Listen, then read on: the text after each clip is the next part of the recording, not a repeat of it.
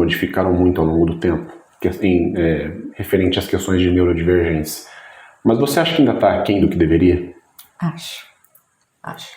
Eu acho que a gente está passando por um processo muito bacana, muito legal, assim, principalmente voltado para diagnóstico, mas isso é uma visão pessoal. Claro. Eu acredito que a gente está pecando na estimulação precoce, tá? E no diagnóstico precoce. Porque a gente sabe que todo transtorno de neurodesenvolvimento, como o nome já falou, eu já expliquei, começa lá na primeiríssima infância, começa no bebê.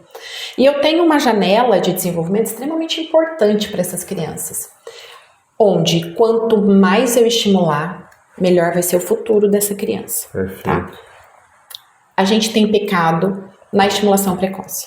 Muitas vezes a gente tem o diagnóstico, mas esse pai não tem para onde ir porque eu não tenho terapias adequadas para essa criança. Então, na minha visão, eu tenho a oportunidade de trabalhar com profissionais competentíssimos, graças a Deus, mas o que eu vejo de uma forma geral, o que falta é o diagnóstico precoce, realmente, e a intervenção precoce.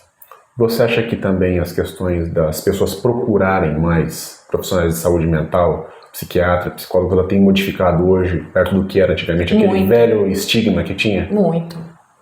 Porque houve, né? Existiu. Houve. Eu acho assim que as pessoas hoje estão entendendo, ainda de uma forma muito lenta, mas elas estão entendendo que o corpo fala. E o corpo fala o que tua mente pensa. Né? Então, muitos dos transtornos físicos estão associados aos transtornos mentais e eles estão entendendo que cuidar da saúde psíquica faz parte de cuidar da sua vida, da sua saúde como uma forma geral. Ainda tem muita discriminação, muito preconceito. Eu tenho pacientes que chegam e perguntam: doutora, a senhora vai em psicólogo? Por quê? Vou em psicólogo, meus familiares vão em psicólogo, eu indico psicólogo para amigos, queridos. Por quê? Porque a gente precisa cuidar da mente. Se você tem um diabetes, você não toma remédio. Sim. Aí você sara, você para de tomar? Não, você vai tomar para a vida toda. Tá? Se lá no teu critério para diabetes você tem que fazer uma atividade física e controlar a sua alimentação, você vai fazer, não vai? Uhum. Por que a saúde mental é diferente?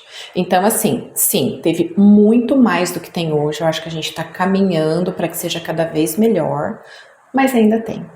Mas sim, vejo uma mudança muito boa do passado para hoje. Os quadros de familiares sendo resistentes, quando vem o fatídico laudo, ainda existe? Muito.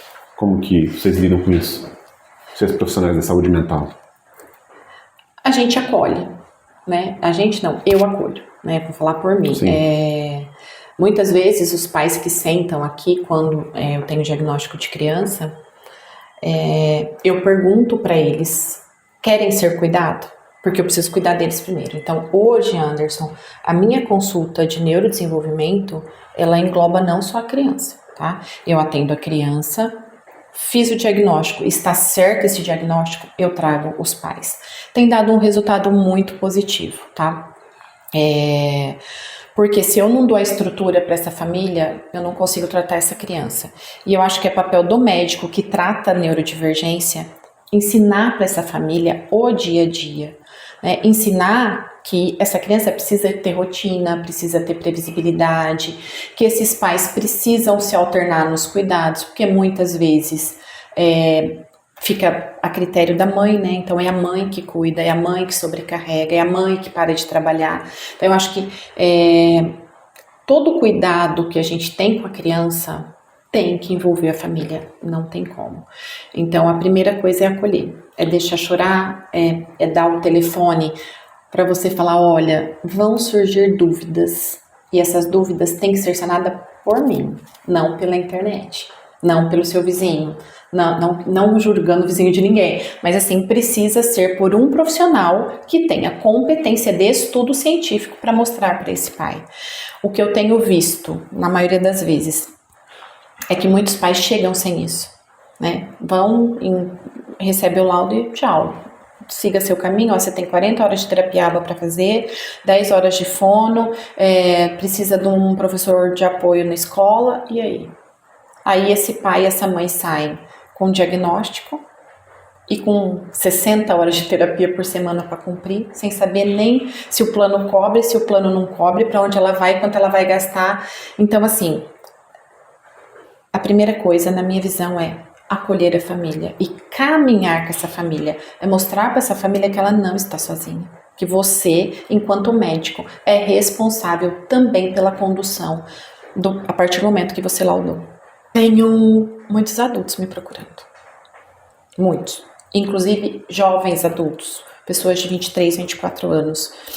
E aí, além da carga que carregou todos esses anos sem diagnóstico, porque eu sempre falo assim, né? Os adultos autistas nível 1 de suporte, eles são estranhos demais para serem normais e normais demais para serem autistas. E aí, o que acontece com isso? Eles chegam com um sofrimento que, assim, você vê no olhar o sofrimento. E a hora que você dá o diagnóstico, muitos falam, como é que eu vou falar para minha família? Porque eles não vão aceitar. Então, a gente tem duas situações. A situação do pai que recebeu o diagnóstico do seu filho pequeno e o pai que não recebeu o diagnóstico, porque a gente não fazia diagnóstico, não é culpa de ninguém, mas que também não aceita quando você fala e às vezes carrega um pouquinho de culpa, né? Porque eu não vi. Então, são dois cenários totalmente diferentes. E aí eu tenho mais um terceiro, que são principalmente mulheres adultas de 40, 50 anos, que não se encaixaram uma vida toda, que trataram de depressão uma vida toda, que tiveram tentativas contra a própria vida, e que a hora que você fala, você é autista, elas relaxam e falam, pronto, agora eu entendo tudo o que aconteceu e a partir de agora eu posso caminhar e entender tudo o que vai acontecer, ter previsibilidade do meu dia a dia e tudo mais.